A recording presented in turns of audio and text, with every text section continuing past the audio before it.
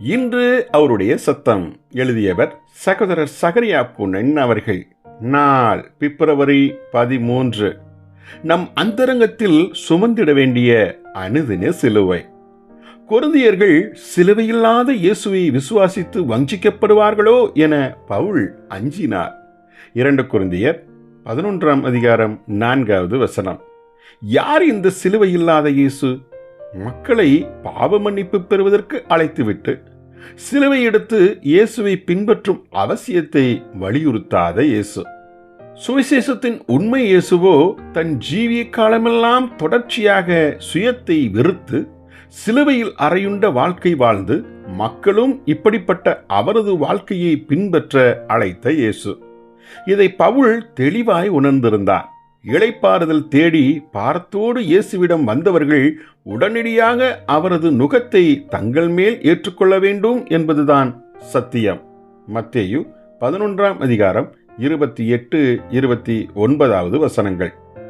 ஆம், சிலுவை எடுத்து அனுதினமும் சுயத்திற்கு மறிக்காமல் ஒரு காலம் இயேசுவின் சீசனாய் இருக்க முடியாது என்று இயேசு தெளிவுபடுத்தியதை பவுல் நன்றாய் அறிந்திருந்தார். லூக்கா 9:23, 14:24.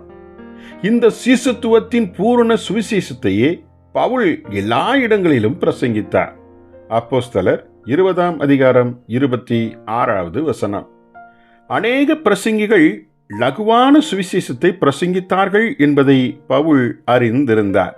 இந்த லகுவான சுவிசேஷத்தின் இயேசு ஆசீர்வதிப்பவர், மன்னிப்பவர், சுகமளிப்பவர், ஜெபங்களுக்கு பதில் தருபவர். ஆனால் பாவம், உலகம், சுயம் ஆகியவற்றை 100% விட்டுவிட்டு திரும்ப ஒருபோதும் அழைக்காத இயேசு. இந்த இயேசுதான் போலியான வேறொரு இயேசு. பேதுருவுக்கும் மற்றும் எல்லா அப்போஸ்தலர்களுக்கும் தான் மரிக்கப் போகும் வெளியரங்கமான சிலுவையை பற்றி இயேசு கூறியிருந்தார். மத்தேயு 16:21. மேலும் தான் அனுதினமும் அந்தரங்க சிலுவையில் ஏற்கனவே மரித்து கொண்டிருப்பதையும், அதை போலவே தன்னை பின்பற்ற விரும்பும் ஒவ்வொரு உண்மை சீசனும் அனுதினமும் தன் ஜீவனை இச்சிலுவையில் இழக்க வேண்டும், அதாவது மரிக்க வேண்டும் என்ற சத்தியத்தையும் அவர்களுக்கு போதித்திருந்தார். மத்தேயு 16:24. நாம் நமக்குரியவைகளை அல்ல தேவனுக்குரியவைகளை தேடுவோம் என்றால் இந்த சத்தியத்தை புரிந்திட முடியும். நம்முடைய பாவங்களுக்கு நிவாரணமாய் மரித்த இயேசுவின் மரணத்தில் நாம் பங்கு வர முடியாது. ஆனால் அனுதின இயேசுவின் மரணத்தில் நாம் பங்கு பெற்றே ஆக வேண்டும். இயேசுவின் ஜீவன் பெற அதுவே வழி. ஜெபிப்போமா.